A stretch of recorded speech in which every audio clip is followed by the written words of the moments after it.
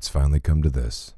We've seen a fox and a bunny argue over aborting their child, implying that Nick Wilde mauled Judy's privates unwrapped like Christmas in a homeless shelter, domestic violence, empty Arby's bags, backpedaling on sillier aspects of the original comic, Judy's Leslie conversation with Nick, and let's see, the surprisingly pretty damn good artwork if we can be fair.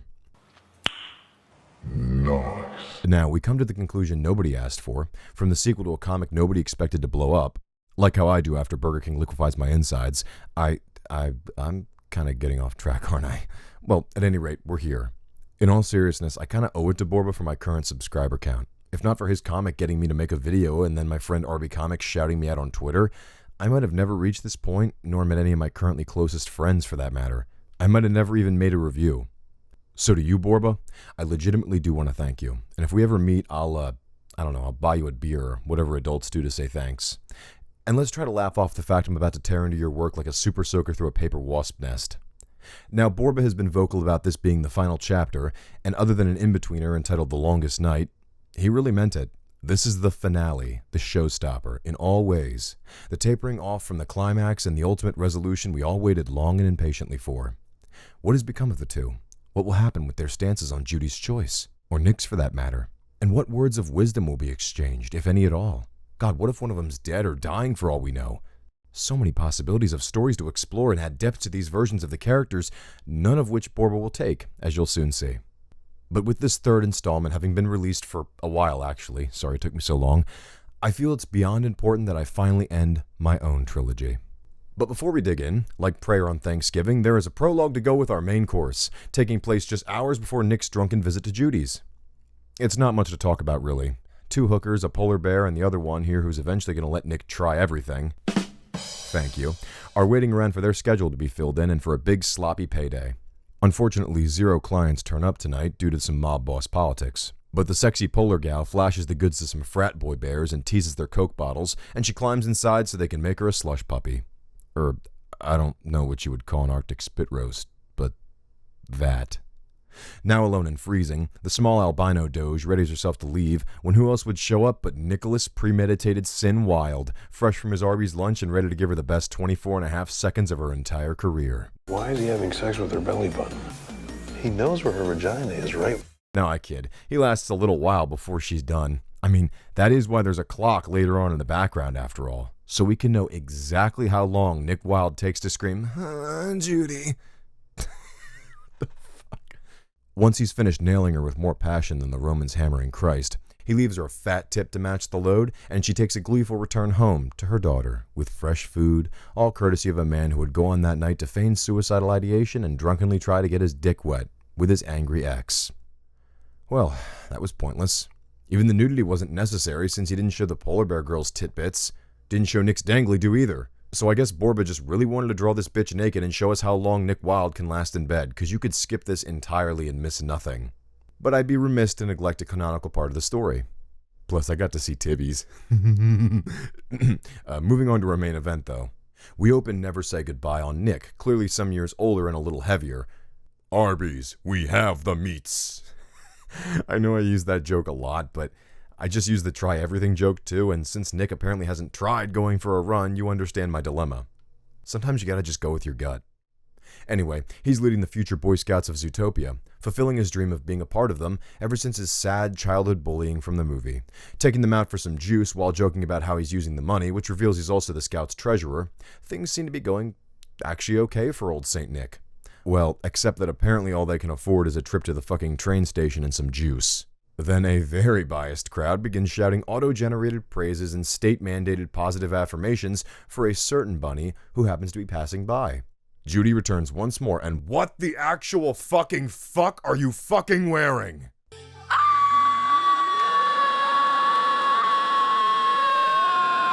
Borba, you took one of the internet's waifus and put her in a leisure suit worse than Otho's. If you wanted us to know she was still leaning toward lesbian, all you had to do was show her foxy lady again. The real premeditated sin of this entire comic was that fucking outfit.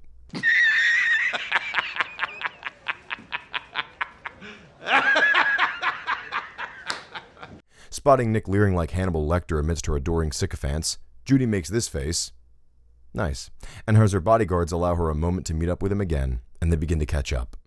The kids are flabbergasted that Nick knows the mayor, and he explains their past as a lovable Disney duo.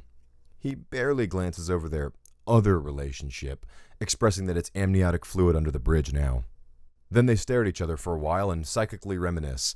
Wait, is that the panel where she was explaining her reasons for leaving him in the second one while he was in drunken tears?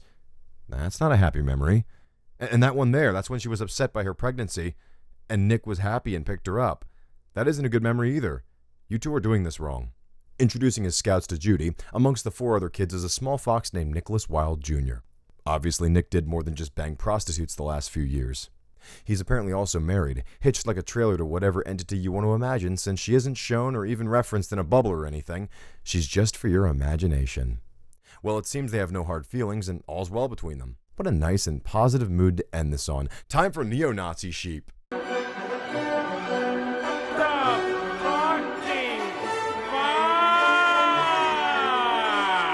Yeah, so Judy takes a second to literally discuss the pro-prey and pro-predator supremacy groups that exist now, how they don't like her, and she remarks that they are dangerous weirdos. So you made everyone who disagrees with you on your policies Nazis and weirdos. Okay, calm down, Hillary Clinton Tail, you're living up to your name. Seriously though, what is this? We watched a domestic dispute and Judy hitting Nick, then his drunk ass visiting her place and causing a ruckus. Now we're paralleling hate groups and preaching enforced tolerance policies and mandated inclusion. I know the real characters had racial themes in there, but, what is this comic? Moving on, apparently Judy only came here in the first place to pick up her wife and kids.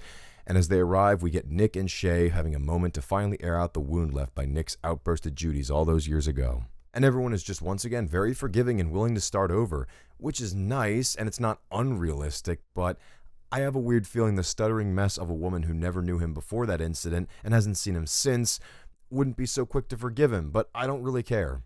Also, you named the zebra kid Rafiki after the African monkey from The Lion King and the baby red panda Mulan.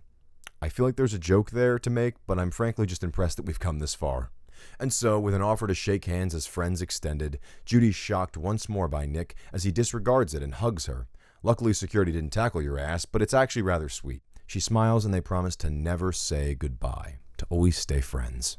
After departing, we get one final surprise. Nick and his family are the proud owners of the Wild Times, the scrapped amusement park plot from the film. Yup, somehow, some way, he owns and operates this unseen, probably pretty big park. Surprised that it didn't get mentioned from Judy since she presumably heard this idea when they were together 2 comics ago at some point and before then, but hey. And that's the end, really. That's all, nothing else. Well, except where Mayor Hops gets JFK'd. Judy's fucking killed. Yes, there is an optional ending, Borba included, by Link that includes Judy and her family climbing into a car, and this happens.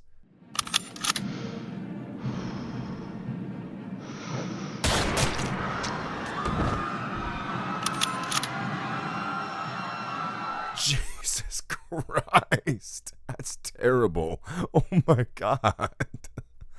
Why? For what purpose, Borba? What the hell? Okay, I'll stop tugging your chain. It's revealed a page or 2 later that, hey, she's not been horribly assassinated publicly, but for a good bit, we're led to believe she was. Even her wife is traumatized by it. Meanwhile, her kids, luckily aren't. Haha, Mama's head almost popped like a goddamn watermelon, but yay, cherry jam! And before they confirm she's fine, we actually get shown these 2 Reddit mods arguing over who splattered the bunny's brains all over the back seat. Like it's played for laughs and they're arrested as they argue as if they aren't literally being jailed for probably like life. I cannot and will never know what possessed Borba here. This got a chuckle out of my weirdo edgelord side. Isn't supposed to make sense, nothing to scold or defend, especially because he gave a clear warning. So sorry I didn't give a warning, but if I gotta suffer, so do you. Final thoughts? Zootopia the movie, all other fan projects, and even Borba's own DeviantArt collections of cute comics shipping Nick and Judy and their potential kids and futures and everything are better than this. This series was clearly experimental in ways, but with popularity and critics even meaner than me constantly at the door, decisions were made and overall construction of the narrative fell apart right away, since I don't know that it was ever actually intended to go on beyond the first one, as I said in the first video I made. Ultimately, and this may be underselling or overselling the whole thing depending where you sit, but I have very little left to add. The comics are what they are, and they exist. Nobody at large cares, and my early Christmas gift to Borbit is I'm going to stop beating a dead horse. His art has improved outside of these comics, his storytelling in short form is much better and cute, and I don't see anything worth being angry about or discussing beyond this. Use my comment section for it if you want, but leave Borbo alone. Or don't, but let's send him some positivity. Your artwork is great, and I really appreciate the career, Borba. Maybe we'll collaborate someday. Nah, he would have good reason to not want to do that.